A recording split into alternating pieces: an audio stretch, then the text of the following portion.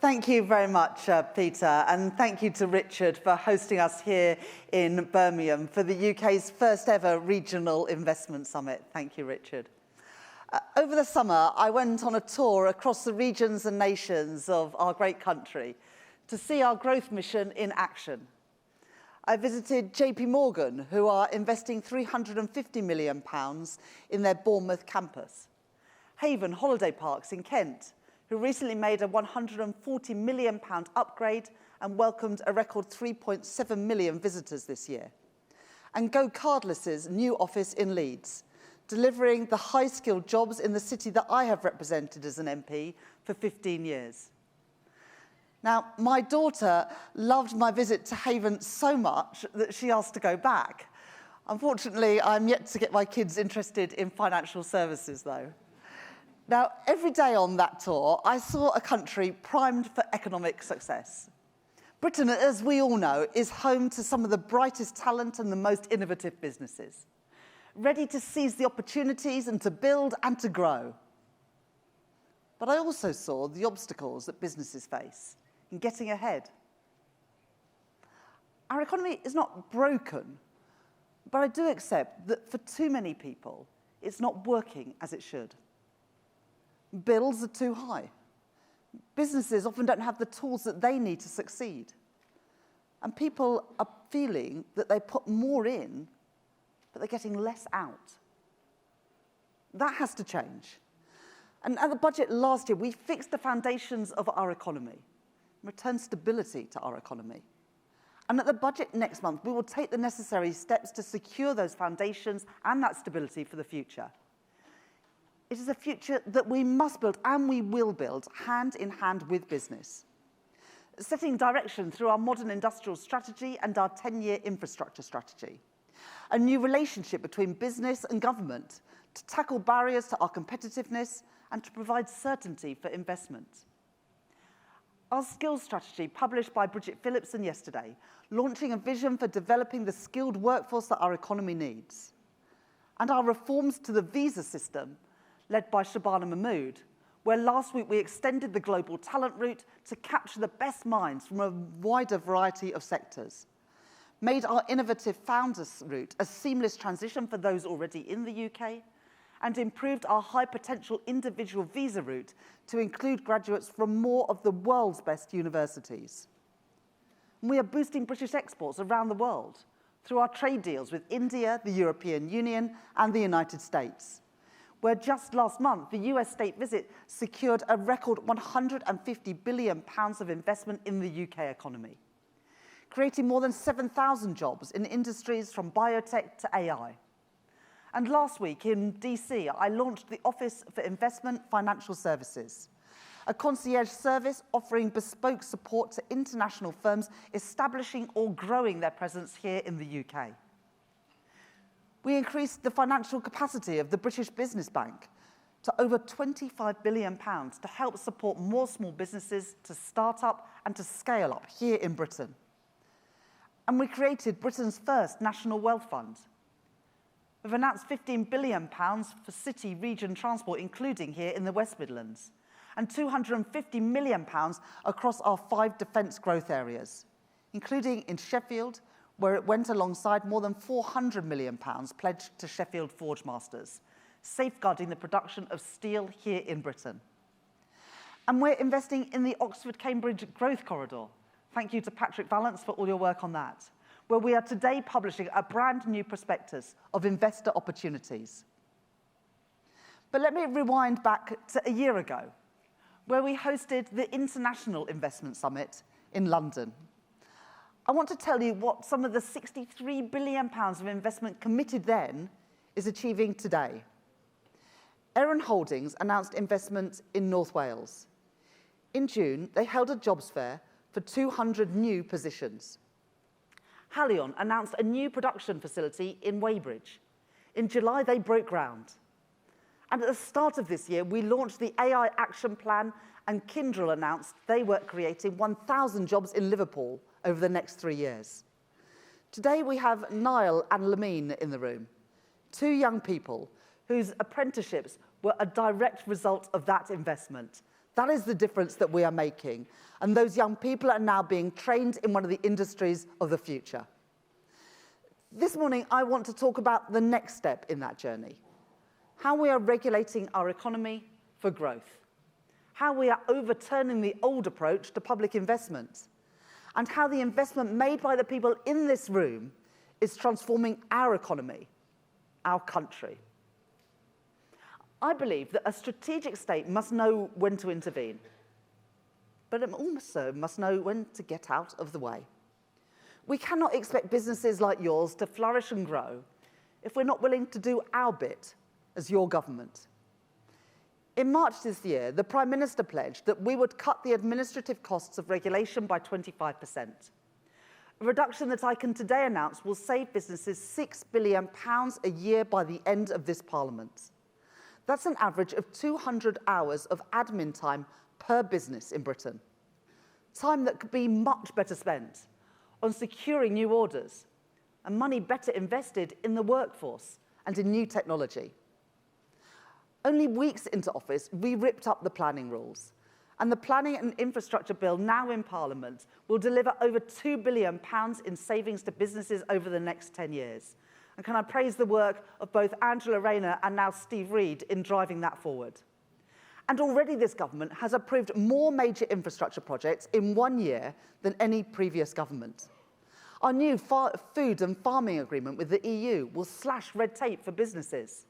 And today we're going further to reduce corporate reporting requirements, scrapping needless form filling for tens of thousands of businesses, and taking the savings to businesses from our reforms to over £1 billion a year already.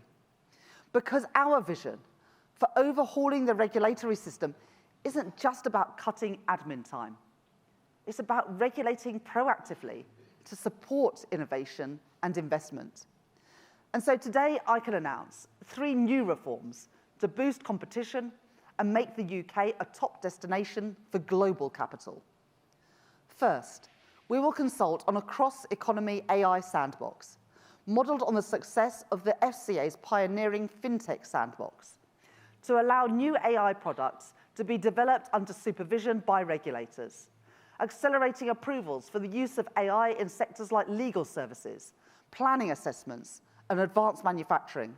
And I want to thank Liz Kendall for her work in that area. Second, the Civil Aviation Authority will publish an investor roadmap outlining the steps to launching commercial drone operations by 2027. Technology that has the potential to generate up to £66 billion in business revenues over the next 25 years and transform everything from surveying sites for development to delivering blood supplies for the NHS, as already trialled at Guy's and St Thomas's. And I want to thank Heidi Alexander for her work as Transport Secretary in this innovation. And third, we will reform the panels that review company mergers and provide greater certainty on whether transactions will be subject to merger control. And I'd like to thank the CEO of the Competition and Markets Authority, Sarah Cardill, for all the work that she and her team are doing to support this. These are the right choices to grow our economy and to unlock the power of investment, and to create the environment so that businesses can invest with confidence. Now, this is a regional investment summit, and I want to tell you why that matters. Previous governments left parts of our country out from investment. And I've heard from many people in this room, including Mayor Steve Rotherham from the Liverpool City region, about how the Treasury's own manual on value for money, the Green Book, was used against them, used against our regions, to downplay the importance of local outcomes and the potential of targeted regional investment. I have always believed that the only viable strategy for growth is one that rests on strong and broad foundations, with a contribution of every part of our country.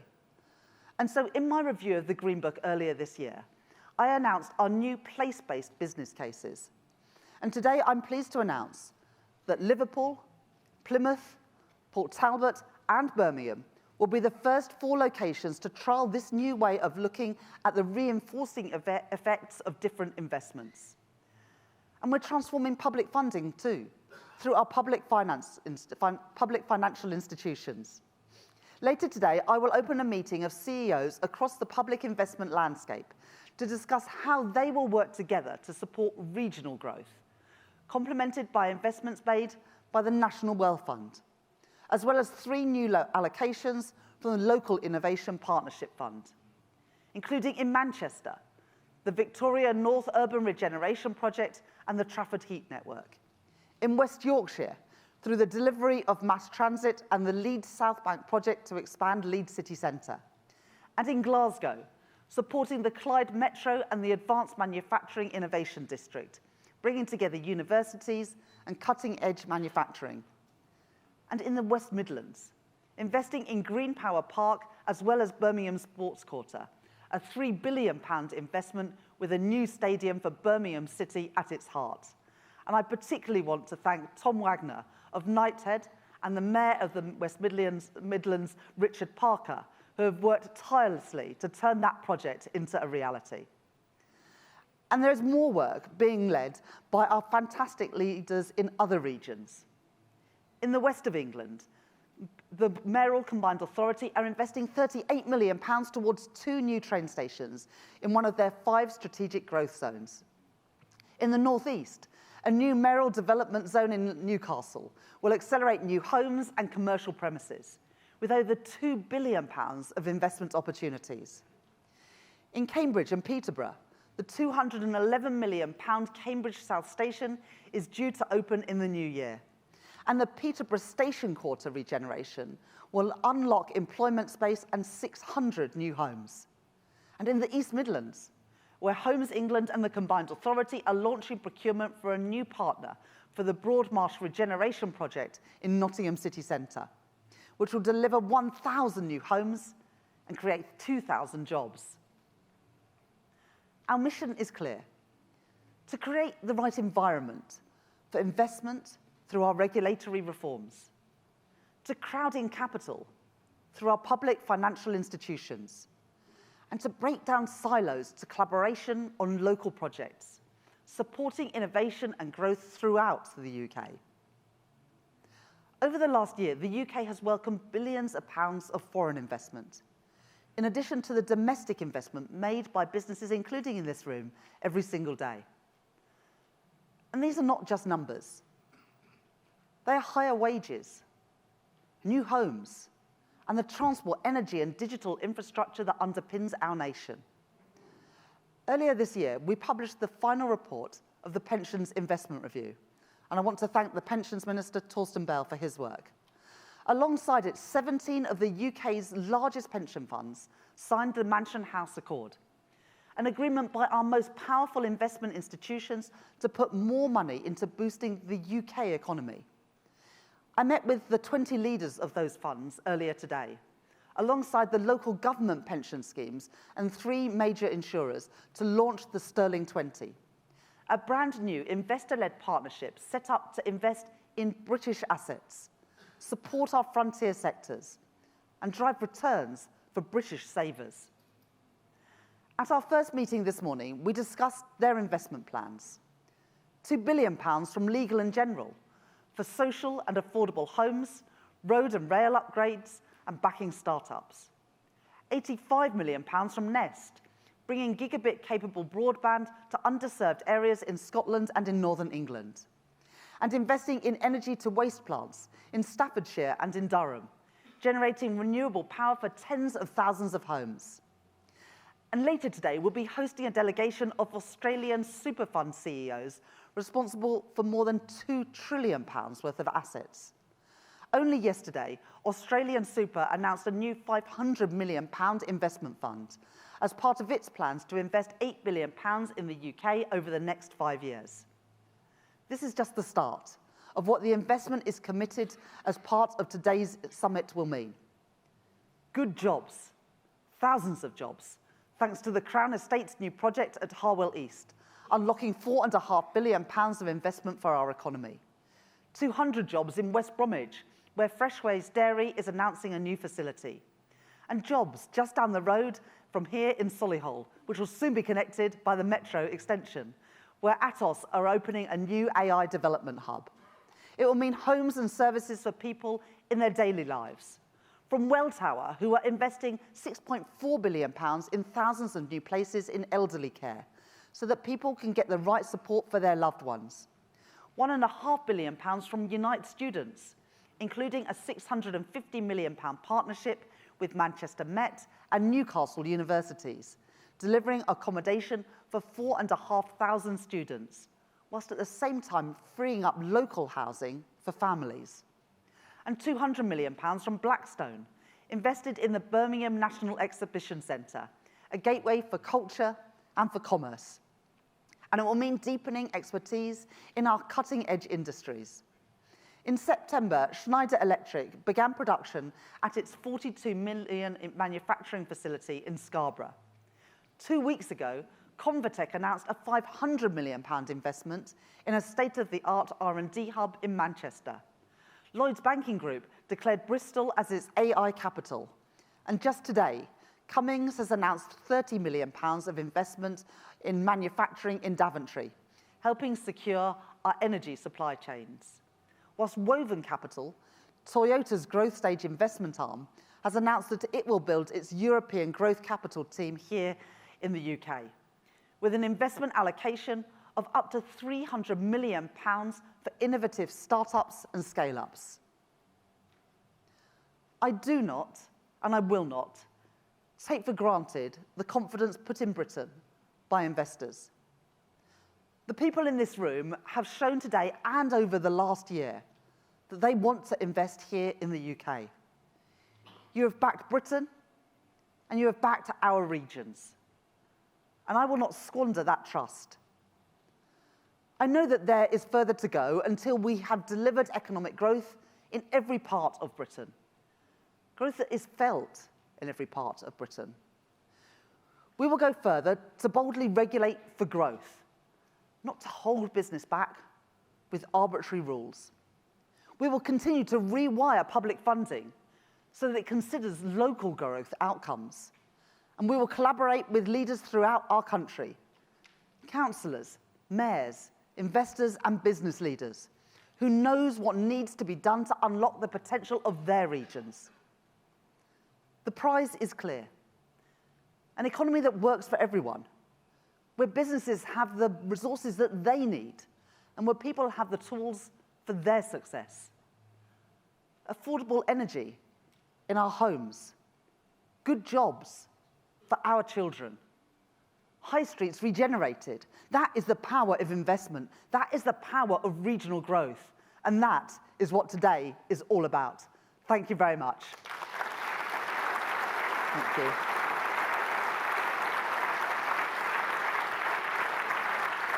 Thanks very much, Amber. Thank you. Thank you.